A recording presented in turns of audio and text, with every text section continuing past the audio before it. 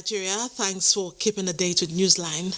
I am Becky Madujemu. Last week, we brought you a touching story about a girl who lives with her grandmother and unable to go to school after she lost the use of her leg following an accident. Moved by the plight of that family, some kind-hearted Nigerians have responded in cash and kind. The update we intend to serve is uplifting. Following closely are some stories that could leave you emotionally disturbed. Patients living with spinal cord injuries will walk in their shoes and feel the pinch to an extent. The point is for us to show them the love they deserve. Also tonight, the travails of people affected by flooding will be brought to the fore. And our events diary is packed full with delightful celebrations. But let's wait for these and more after the news by Rhoda Anonam. Very much, Becky. President Muhammadu Buhari will depart Abuja Monday for Riyadh, the Kingdom of Saudi Arabia, to attend the third edition of the Future Investment Initiative organized by the Saudi Public Investment Fund. The event, which holds from October 29 to 31, will focus on three key pillars: sustainable future, technology for good and advanced society. Giving the increased investors' confidence in Nigeria's economy, President Buhari will use the occasion to speak about the opportunities that abound in Nigeria and how effective his administration's policies are improving the business environment and invite investors to the country. The Nigerian delegation will also leverage on the resources of Saudi's Public Investment Fund to seek foreign investment in critical projects in the country's oil and gas sector. After the Investors Conference in Riyadh, President Buhari will proceed to Makkah to perform the Umrah, the lesser pilgrimage, before returning to Abuja. Vice President Yemi Osinbajo, the governors of Lagos, Oyo and Osun states, as well as some notable Nigerians, were honored by the Alumni Association of the University of Lagos over the weekend. The event climaxed with the activities marking the association's Golden Jubilee with the theme Driving Nigeria's Sustainable Development Agenda. State House correspondent Gideon Ifadi reports.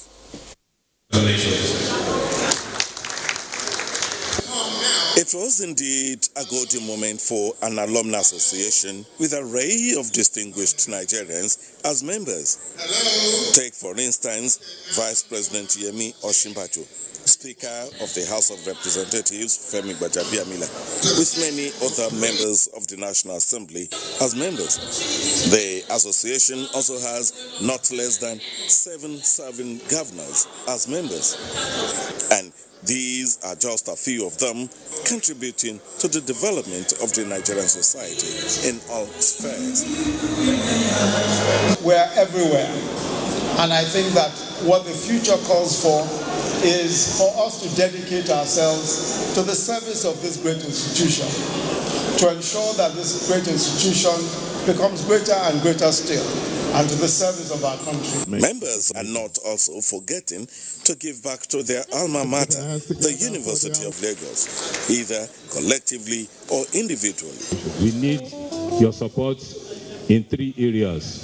1, sowing into the life of the students. And what are we asking for? Let us run the school. Let us bring it back to what it was before 1979. And I believe that the government is listening to us. So alumni, the idea that federal government will fund university education, the idea that we will just behave as we like, the idea that its government resources must die this evening. No act of kindness, no matter how small, is ever wasted. Special recognition was also given to other Nigerians who are not necessarily alumni of the university, but who are equally driving on the path of progress for the nation. 5-0.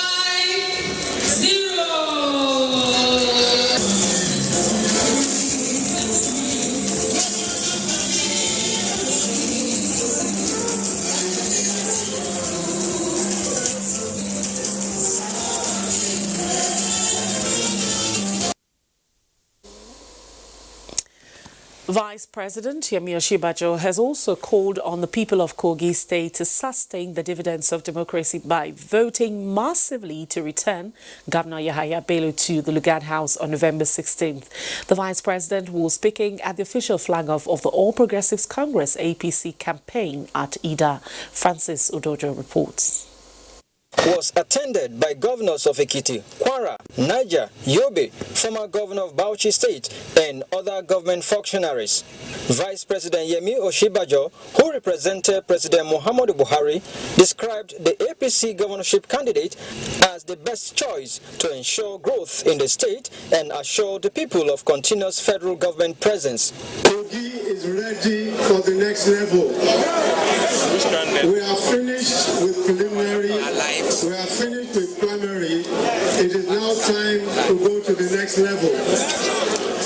Kogi State Governor and governorship candidate of the APC, Yahaya Bello, while recounting several projects embarked upon since the inception of his administration, which include zero tolerance for criminality, youth empowerment, revenue generation, civil service reforms, 4 billion naira Ejiba rice mill, as well as the groundbreaking for the construction of 5.6-kilometer bridge across River Niger, linking Kogi to Edo State, promised to do more if given a second chance. Baba Buhari is for the Talakawan.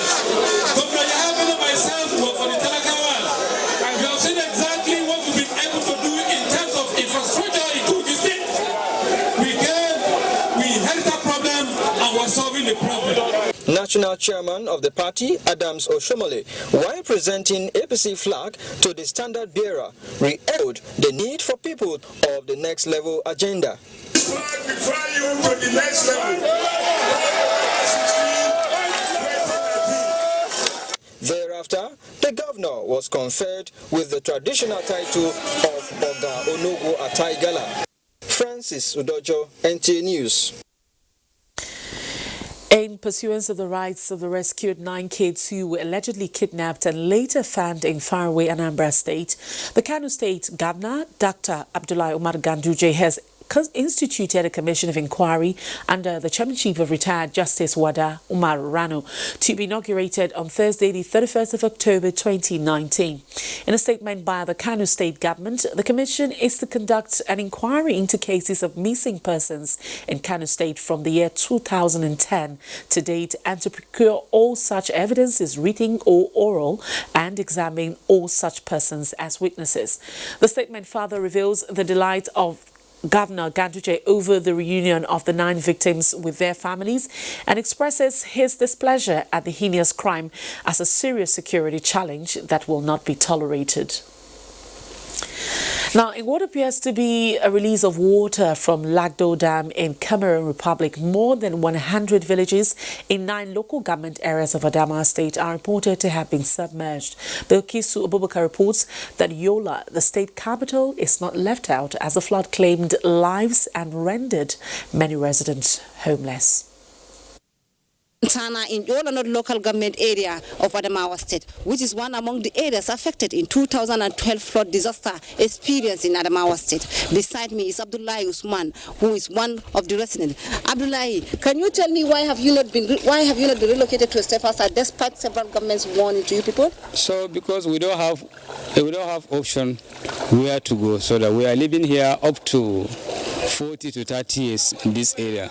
We born here, we built our home houses here, then we didn't get anywhere to live. The flood in Guantana has claimed 3 lives and many have suffered a lot, especially the elderly. They have been taken to hospital for medical attention.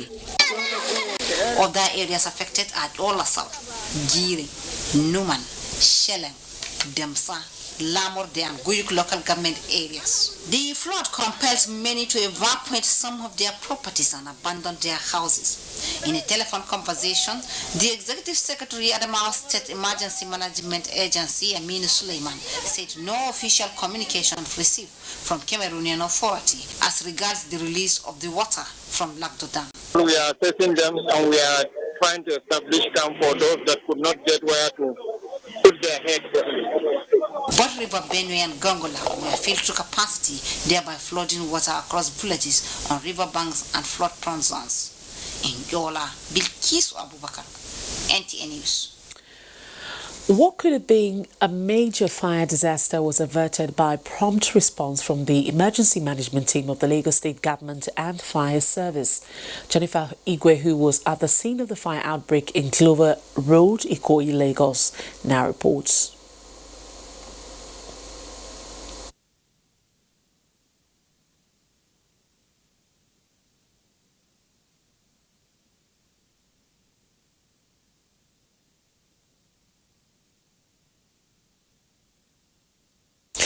All right, we sincerely apologize. We can't bring you that story right now, but as soon as it's ready, we'll bring you the story.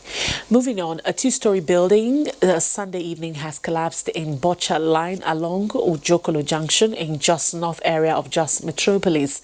Dong Chung, who visited the scene, reports that no casualty was recorded, but the building collapse is very close to a three-story building, which collapsed 3 months ago. Filing this report, NTA News gathered that the two-story building was undergoing renovation as part of measures to maintain its standard. An eyewitness and a neighbor said the two-story building did not show any early warning signal before the disaster occurred. The house is just normal. Unfortunately, it just come down. We were under it. We don't know how we just moved outside from the place. National Deputy Director, Intelligence on First Aid Group, Fitiano Islam, said no casualty was recorded as most of the residents were not at home at the time of the collapse. There is not casualty, there is not any date. That is why we're here to give our own part, also the first aider. They also pointed out that as a matter of urgency, government should checkmate houses that are built with substandard materials to avert future occurrences. Owner of the building collapse declined comments. Meanwhile, Ali Ibrahim, whose house was destroyed by the collapsed building, thank God as no life was lost. In Jos, Dungchun, NTA News. The Nigerian Air Force says it will conduct a simulation exercise on counter-terrorism codenamed Exercise Nazo along the Kaduna-Biningwari Road on Monday, the 28th of October 2019. Residents of Biningwari and Afaka, as well as their environs, are therefore being informed of movement of military aircraft, vehicles, equipment, personnel, as well as firing of live ammunition during the period of the routine military exercise. Additionally, there will be restriction of vehicular movement at aforementioned road during the exercise. Members of the public are advised not to panic, but to go about their normal businesses, as the Nigerian Air Force will endeavor to minimize disruption to normal activities. The Islamic State leader Abu Bakr al-Baghdadi has been killed by U.S. Special Forces in a raid on his Syrian safe house.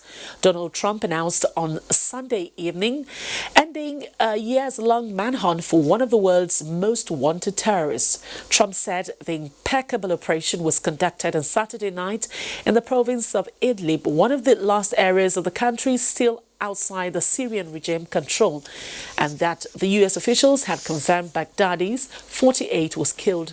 Amongst those, the ISIS leader died running into a dead-end tunnel, whimpering and crying and screaming all the way, he said. Meanwhile, unnamed officials in Ankara, Tehran and Baghdad were quoted in various media outlets, including The Guardian, confirming that Baghdadi had been killed by Trump's announcement Sunday morning was the first official confirmation of the ISIS leader's death.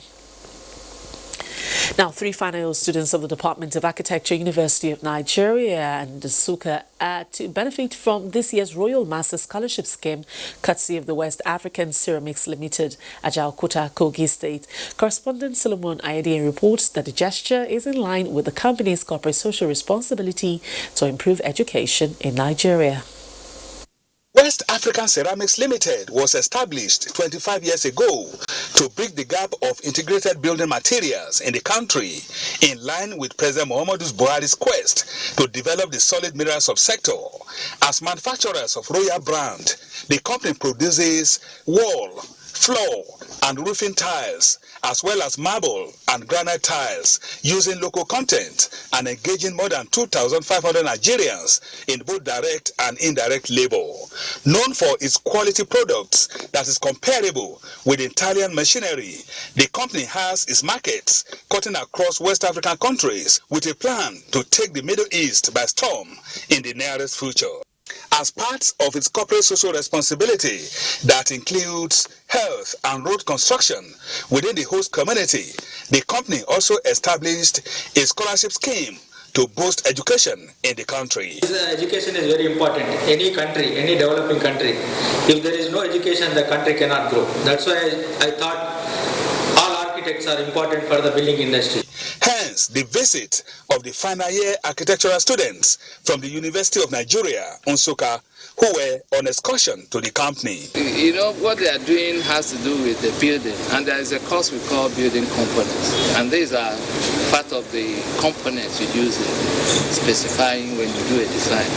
The students were taken through the production lines, beginning from raw materials dump of lime and marble stones, crushing units, choppings and milling, down to finishing. And at the end of it, we are going to, they are going to give us an exam in which if anybody that passed, anyone that passed will be given a scholarship to study masters. The company is currently working on the processing of millet to further enhance its nutritional value among Nigerians. In Ajaokuta, Kogi State, Solomon Ayedehi, NTA News. In an era when volunteerism, financial aid and caring for each other is set to be on the low ebb, there are still individuals that keep to the good books, mandate of bearing a neighbor's burden, especially giving financial assistance to those with medical needs. They also help in equipping anything medical facility, all in the spirit of humanitarianism. His Royal Highness Apollos Chu, the paramount ruler of Okori and Ogale Eleme in Rivers State, is in this category and has received accolades by the Pharmaceutical Society of Nigeria, Rivers State Chapter. Chimdi Mound BC, give us more details. Having recognized that government alone cannot cater for the medical needs of citizens, individuals, groups and organizations do come into support. And the Egberamero Okori and One Eta Ogale Eleme, His Royal Highness Apollos Chu, is one that has not only built a cottage hospital, donated ambulances, but also financially supports indigent patients. The Royal Father is to also support the construction of a pharmacy resource center in Rivers State, proposed to be the first of its kind in sub-Saharan Africa that will guarantee access to safe medicines and food, as well as address the increasing cases of drug abuse.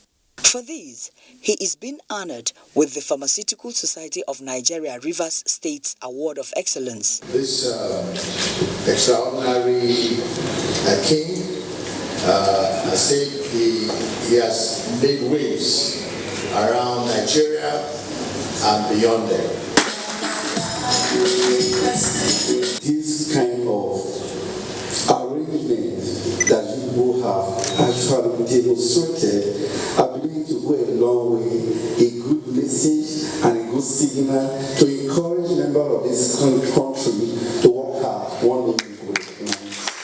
Just reassure that we, the traditional ruler, we are in partnership with you. The governor of Rivers State also received an award, just as some pharmacists were posthumously. His chiefs, who also accompanied him to the event, say the lifestyle of their monarch, His Royal Highness Apollos Chu, is a lesson book. For him to receive double award in 1 week, it means he has worked so hard. Chimdema Ndubisi, NTA News. President Muhammadu Buhari has urged Governor Hamadu Umaru Finturi of Adamawa State to set a standard for good governance that might be used to reinforce confidence in the country's younger political leaders.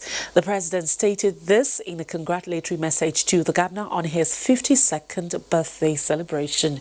The president says he is proud of Governor Finturi's start in his administration and advised that he should not rest until the people feel the impact of good governance in his performance as one of the youngest leaders and will be the yardstick by which young people will be rated in his democracy. The president reminded the Adamawa State Governor that poverty is one of the enormous challenges facing Nigeria's democracy, and leaders at all levels should work hard to address the issues because of his direct bearing on criminality in the country. Now, Governor Abdullahi Umar Ganduje of Kano State has congratulated the new chairman of the Broadcasting Organization of Nigeria, BON, Sahadatu Ibrahim, who is also the Director General of the state-owned Abubakar Rimi Television. In a statement, the governor described her emergence as deserving and another indication of her professional versatility in the broadcast industry. He believes that her wealth of experience will move the professional practice to a higher level. Haja Ibrahim was elected at the 72nd Annual General Meeting of BON, which held recently in Lagos State. Also, President Muhammadu Buhari has congratulated Golden Eagles of Nigeria for a fantastic start in the 2019 FIFA Under-17 World Cup in Brazil. The team opened the tournament with a 4-2 win over Hungary, signaling their readiness to win the FIFA Championship for an unprecedented sixth time. In a message to the team and their handlers, President Buhari praised the boys' determinations displayed throughout the match despite the brilliant performance of their opponents. He assured them of his support and urged them to continue demonstrating the resilient spirit of the Nigerian and bring the cup home. President Buhari equally congratulated the handlers of the team. Aimba International of Aba, Nigeria earned a 2-0 victory over its Galaxy of South Africa in a CAF Confederations Cup on Sunday. For more details, let's join Amanzi Marcus. Five-time world champions Nigeria's Golden Eagles are now looking forward to Tuesday's second Group B match against Ecuador after a 4-2 triumph over Hungary on Saturday in Goiânia, Brazil at the FIFA Under-17 World Cup. Ecuador also won by